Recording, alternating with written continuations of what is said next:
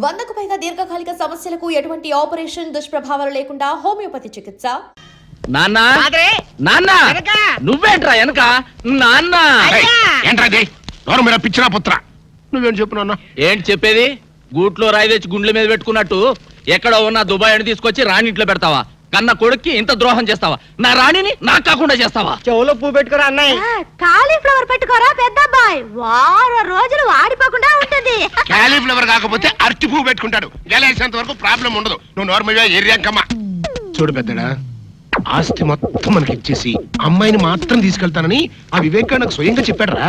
ఆస్తి వచ్చిన రాణి పోతుంది కదా. ఆస్తి వస్తే అంతకి అంత కట్నం తెచ్చే మరో మహారాణి నీకు పెళ్ళం అవుతుందో. ఇదేదో నాకు డౌటే. నాకు అదే. అబ్బబ్బబ్బబ్బా, మీ ఇద్దరు కలిసి నన్ను మింగుతున్నారా? మాకు మాత్రం ఏం డౌట్ లేదు. మీరు లోపల మండి.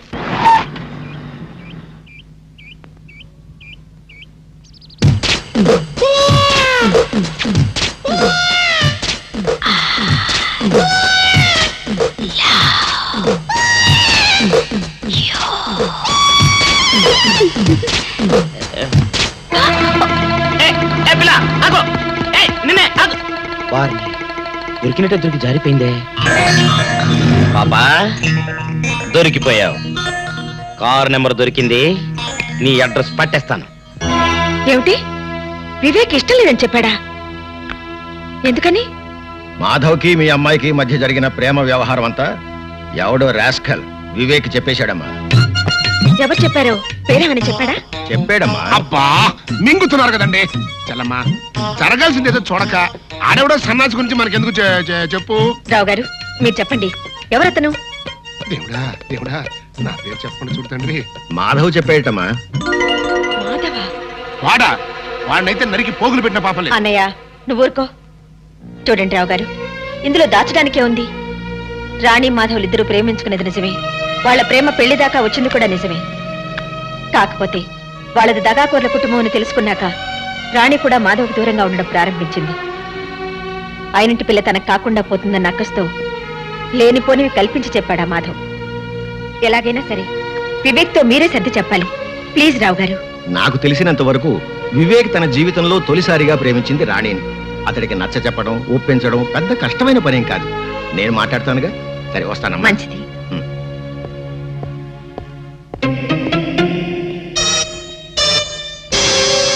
ఏంటి చెల్లమ్మా ఆలోచిస్తున్నావు? ఆ మాధవ్ గడి గురించేనా? ఉమ్. 24 గంటల్లో ఆడి కంటి చూపు నోటి మాట లేకుండా చేస్తాను. నువ్వేం వరి కాబాక.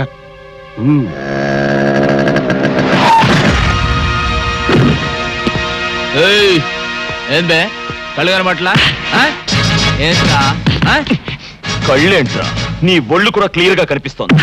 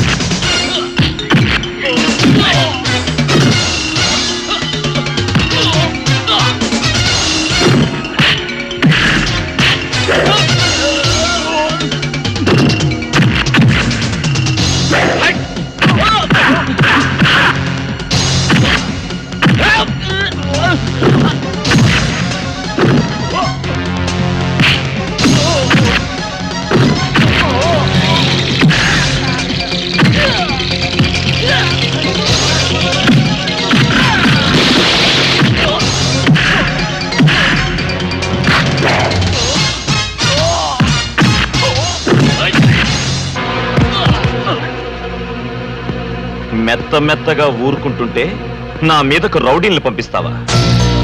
మనతో పెట్టుకుంటే ఎవరికైనా ఇదే పరిస్థితి. Be careful. ఏంటా లుక్? ఈసారి కొత్త ఎత్తు వేద్దామని ఆలోచిస్తున్నావా? నీకు ఆ ఛాన్స్ ఇవ్వను. నీ కళ్ళ ముందే నీ ఇంట్లో నుంచే నీ కూతుర్ని తీసుకెళ్లి పెళ్లి కాకుండానే కాపురం చేస్తాను. ఏం చేసుకుంటావో చేసుకో. రాణి రాణి రాణి రా వెళ్దాం. ఎక్కడికి? అవును నేను రాను. ఎందుకని? మనసు మార్చుకున్నాను. మార్చుకోవడానికి నీ మనసేమన్నా బట్టల కొట్ట? ఈ చీర బాలేదని ఆ చీర బాలేదని ఇంకో చీర మార్చుకున్నట్టు? నీతో మాట్లాడనవసరం. తల్లిదండ్రులకు దూరమైన ఆడపిల్ల బ్రతికేమిటో రాత్రి స్టార్ టీవీలో ఓ సీరియల్ చూసాక అర్థమైంది. నైట్ అంతా సీరియస్ గా ఆలోచించి ఓ నిర్ణయానికి వచ్చాను. ఆ నిర్ణయాన్ని మాత్రం ఇవాళ జీటీవీని చూసి మార్చుకోవని గ్యారంటీ ఏంటి? మార్చుకోను. ఎందుకంటే ఇవాళ నుంచి నేను టీవీ చూడటం మానేసి మా మమ్మీ చెప్పినట్టుగా వింటాను. That's my daughter. అవును మమ్మీ, ఇవాళ నుంచి నేను నువ్వు చెప్పినట్టే నడుచుకుంటాను. ఏమిటి ఇంకా నిలబడ్డావు? నా కూతురు ఈడ్చి ముఖం మీద కొట్టినట్టు చెప్పినా నీకు అర్థం కాలేదా? నీ కూతురేదో నా కోసం తెగ ఆరాట పడిపోతుంది అనుకుని వచ్చాను గాని దేశంలో అమ్మాయిలు కరువే కాదు. నేను కో అంటే కోటి మంది అమ్మాయిలు క్యూలో నించుంటారు. నువ్వు మీ అమ్మాయి దుబాయ్ వెళ్ళి ఆ ఆయిల్ బావులో దూకండి. మమ్మీ, నాలో ఈ మార్పు చూసి షాక్ తిన్నావు కదూ? అవును మమ్మీ, నువ్వు చెప్పిందంతా నిజమే. Baby, I'm proud of you. I love you baby. I love you. ఆహా, తల్లి కూతుళ్ళు అనే తెలుగు సినిమా చూసినట్టుగా ఉంది. చెల్లమా, ఇటు అమ్మాయి మనసు మార్చుకుంది, అటు రావు గారు మాట విని వివేక్ పెళ్లికి ఇష్టపడ్డాడు. ఇంకా ఇంతకంటే ఏం కావాలి చెప్పు? ఇదిగో మళ్ళీ ఆ మాధవ్ గారు రెచ్చిపోయి రాణి వెనకాల పడకముందే వివేక్ కి రాణికి అర్జెంట్ గా రిజిస్టర్ మ్యారేజ్ చేసావనుకో గొడవ వదిలిపోద్ది. రిజిస్టర్ మ్యారేజా? ఏమిటనయ్యా నువ్వు అనేది? నీకేమైనా మర్చిపోయిందా? ఊళ్ళో వాళ్ళకి తెలియకుండా ఆ అబ్బాయి తల్లిదండ్రులు రాకుండా దీనికి వివేక్ ఒప్పుకుంటాడా? ఎందుకు ఒప్పుకోడు? వాళ్ళంతా వచ్చిన తర్వాత ఆకాశం అంత పందిరి, భూదేవంత మండపం వేసి మళ్ళీ వీళ్ళ పెళ్లి బ్రహ్మాండంగా జరిపిద్దాం. ముందా మాధవ్ గారి బారి నుంచి తప్పించుకోవాలంటే ఇదొక్కటే మార్గం. ఇగో ఇంకేం మాట్లాడకు, ఆ కథ నేను నడిపిస్తాను. అంతేనంటావా? అంతే. సరే. Film Nagar road number 10. ఇదే హౌస్ నెంబర్ 7. అదే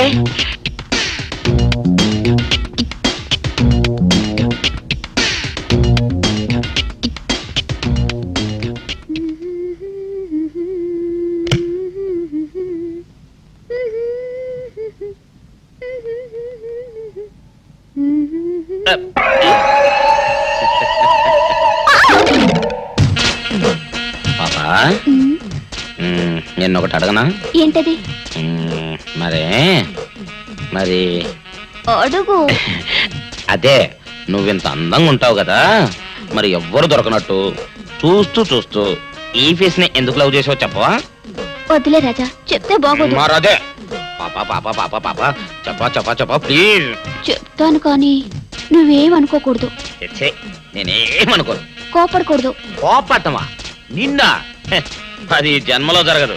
మొగుడు అందగాడైతే ఎప్పుడు ఏ ఆడది వల్లో వేసుకుంటుందో, ఎక్కడ ఏ సెకండ్ సెటప్ పెడతాడోనని కట్టుకున్న పెళ్ళం భయపడుతూ చావాలి. అదే నీలాంటి వాడిని అనుకో, పగలు చూస్తే రాత్రి కల్లోకొస్తావని ఏ ఆడది నీ మొహం చూడదు కదా. అందుకే నా మొగుడు నాకే సొంతం అన్న టైపులో ఏరి కోరి నిన్నే లవ్ చేశాను. ఎలా ఉంది నా ఐడియా? అవును డాడ్, మీరు అడుగుతున్నారు కాబట్టి చెప్తున్నాను. నేను ఇక్కడ అమ్మాయిని చూశాను, ఇష్టపడ్డాను, పేరు రాణి. నో నో నో నో, మీరు అవునన్నా కాదన్నా రాణి నా భార్య అవుతుంది. That's all. విన్నావా బాబాయ్? నేను ఇక్కడ రాణిని పెళ్లి చేసుకుంటానంటే అక్కడ ఆయన. నీ సమస్య నాకు అర్థమైంది బాబు. దీనికి ఒక్కటే మార్గం. ఏంటది? రాణిని నువ్వు వెంటనే రిజిస్టర్ మ్యారేజ్ చేసుకోవడం. Register marriage? అవును బాబు, ముందు కోపం తెచ్చుకున్నా ఎంతైనా కన్న తండ్రి కదా, తర్వాత ఆయన ఒప్పుకుంటాడు. ఐడియా బానే ఉంది కానీ. బాగానే ఉంది కాదు, బ్రహ్మాండంగా ఉంది. ముందు నువ్వు అను. సరే, మీ ఇష్టం.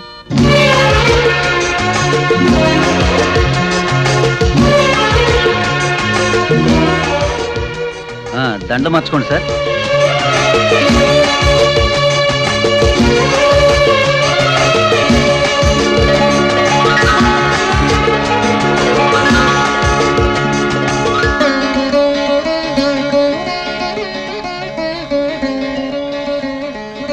ముందు కుడికాలు లోపల పెట్టరండమ్మా.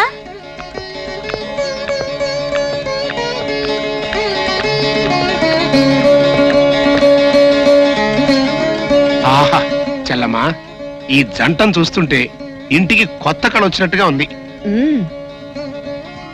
నేను అనుకున్నది సాధించాను. ఈ రోజుతో ఆ మాధవ్ పేడ శాశ్వతంగా విరగడైపోయింది. ఇవాళ నాకు చాలా ఆనందంగా ఉంది. మన ఫ్యాక్టరీ వర్కర్స్ కి 1 నెల బోనస్ అనౌన్స్ చేయి. అలాగే.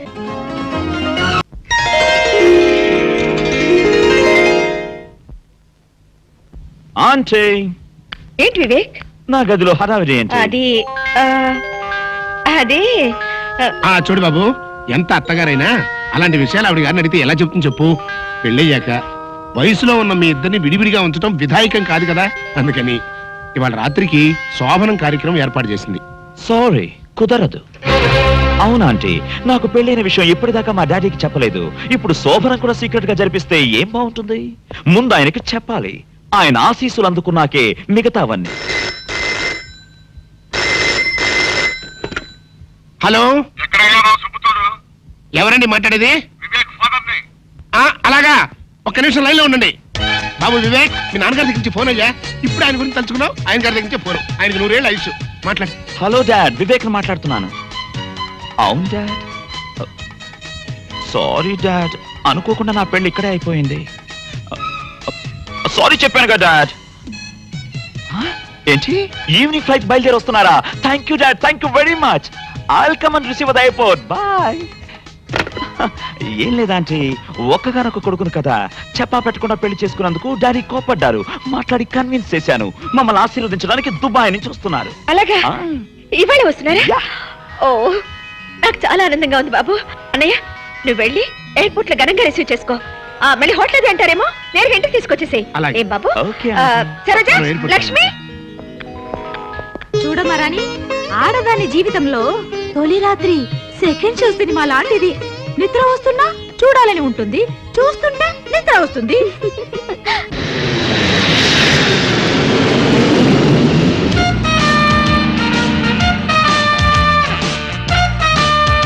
రండి సార్, రండి. ఇదే మా చెల్లాయి భవంతి. ఇది ఒక్కటే కాదు, ఈ సిటీలో ఇట్లాంటి 4 భవంతులు ఉన్నాయి.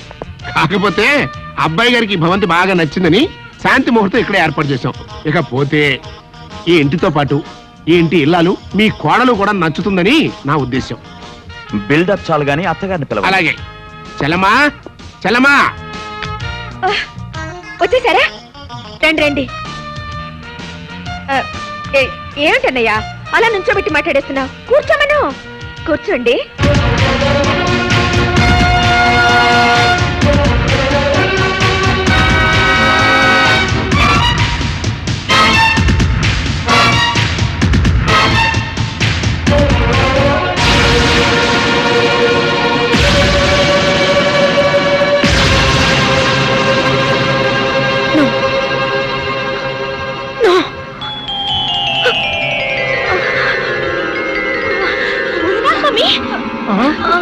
అర్రే, ఏంటి చెల్లమ్మా ఉన్నట్టు పడిపోయావు?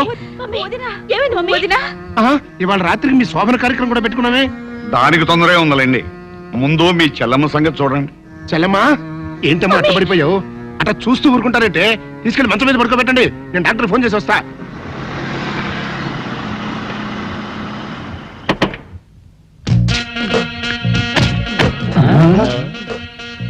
మీరనుకున్నదొక్కటి అయినది ఒక్కటి, బోల్తా కొట్టారు రా. ఏంట్రా సూపులో నీ ఆ రోజు ఏమన్నావురా? ఈ ఫేస్ కి ఏ అమ్మాయి దొరకదా? ఇప్పుడేమంటావురా? రంభరా రంభ, దొంగ rascal. Dirty fellows, dirty area, dirty smell.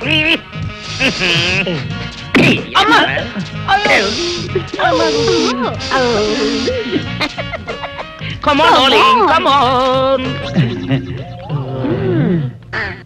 ఏమిటి బాబు నువ్వు చెప్పేది? ఆ మహాతల్లి నీ భార్య. అసలు మీ ఇద్దరు ఎందుకు విడిపోయారు? చెప్తాను అత్తయ్య గారు. నేను మోహను రావే కాకుండా మాకు రామకృష్ణ అనే ఒక ప్రాణ స్నేహితుడు ఉన్నాడు. వాడికి ఒక్కగానొక్క కొడుకు.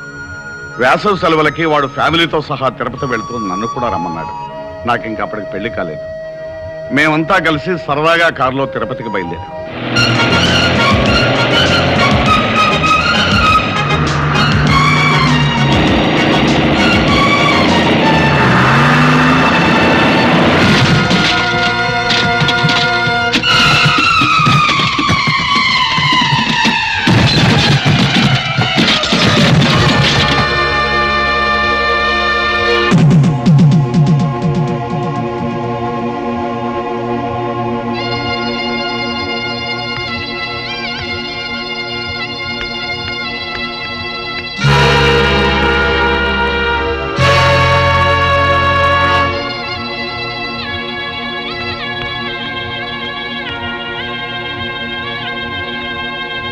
పెళ్ళయిన తర్వాత 1-2 సార్లు ప్రమీలతో విషయం చెప్పాలని ప్రయత్నించాను. కానీ అప్పటికే నా మీద అనుమానం పెంచుకున్న ప్రమీల నాకు వేరే ఆవిడకి సంబంధం ఉందని, ఆ సంబంధం వల్లే ఈ కుర్రాడు పుట్టాడని నాతో గొడవ పడింది. ఎంత చెప్పినా వినకుండా యక్ష ప్రశ్నలు వేసి వేధించి చివరికి నాతో తెగదెంపులు చేసుకుని నన్ను ఇంట్లోంచి పంపేసింది. ఇక నువ్వేం చెప్పక్కర్లేదు బాబు, మాకంతా అర్థమైపోయింది. విడిపోయిన మీ కుటుంబం కలవటం కోసం నువ్వు ఏ నాటకం ఆడినా మేమంతా తలా ఎంత సాయం చేస్తాం. చాలా సంతోషం అత్తయ్య. అమ్మ రాణి, ఏంటి అక్క దగ్గరికి వెళ్దాం పద.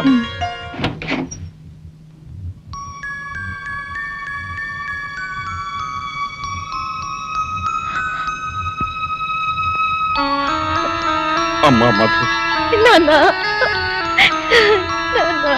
ఊరుకోమ్మా, ఊరుకో. ఎలా ఉన్నావమ్మా? అమ్మకి మీకు దూరం అయ్యాననే బాధ తప్ప నాకే దిగులు లేదు నాన్న. పిచ్చి తల్లి, మీకు దూరంగా ఉన్నానే కానీ మీ అమ్మలాగా మిమ్మల్ని దూరం చేసుకోలేదమ్మా. ఇంకెప్పుడు మీ కళ్ళ ముందే ఉంటాగా. రండి నాన్న. మధు, మీ అల్లుడు గారు నాన్న. ఇంతకాలం తర్వాత మీ మావయ్యని పరిచయం చేసుకోవాల్సి వచ్చిన దురదృష్టవంతుడు బాబు. భలేవారే మావయ్య, కొత్తగా మీ పరిచయం దేనికి? మీ అమ్మాయి మిమ్మల్ని తలుచుకొని రోజంటూ ఉంటేగా. పైగా మా మర్తల పిల్ల రోజు వచ్చి వాళ్ళ అక్కను ఓదార్స్తూనే ఉంటుంది. అవునన్నా, పాపం బావగారు అనాథల్లా బాధపడకుండా రోజు ఇక్కడికి రావడం అలవాటు చేసుకున్నాను. చిన్నపిల్లవైనా నీ పెద్ద మనసుకి గర్వపడుతున్నానమ్మా. అంతకన్నా గర్వపడే విషయం మరొకటి ఉంది మావయ్య. మీ పెద్దమ్మాయి నన్ను తండ్రిగాను, మిమ్మల్ని తాతగాను ప్రమోట్ చేసింది. చాలా సంతోషం అమ్మా. నీకు పసుపు కుంకాలు ఇవ్వలేకపోయినా నువ్వు నన్ను తాతం చేస్తున్నావు. మీ ఆశీర్వాదం ఉంటే నాకు అంతే చాలు నాన్న. ఏ జన్మలో ఏ పాపం చేసుకున్నాము. మన కుటుంబంలో అందరూ ఒకరికొకరు కాకుండా అయిపోయాం. నేను అనుకున్నదంతా జరిగి మళ్ళీ మనందరం ఒకటయ్యే రోజు కోసం ఎదురు చూద్దాం.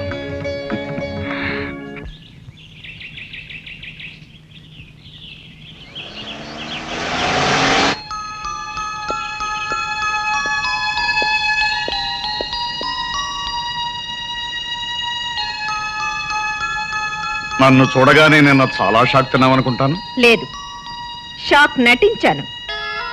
నటించావా? ఎందుకు? అవును, జరగాల్సిన శోభనాన్ని ఆపటానికి. సరే, ఇప్పుడు ఏ విషయం మాట్లాడడానికి నన్ను పిలిపించావు? మన విషయం. మనం ఆ 2 అక్షరాల పదము ముక్కలై ఇప్పటికి 18 ఏళ్ళయింది.